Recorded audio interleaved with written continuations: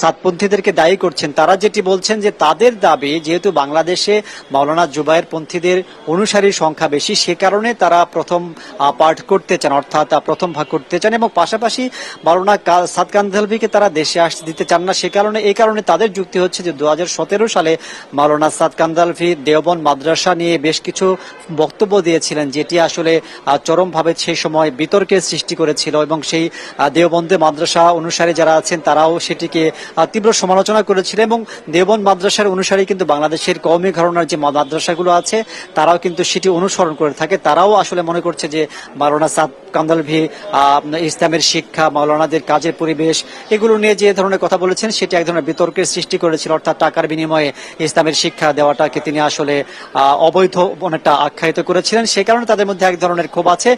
এখন আমরা দেখছি যে দুই পক্ষ স্বরাষ্ট্র উপদেষ্টার সাথে বৈঠক করছে। স্বরাষ্ট্র মন্ত্রণালয়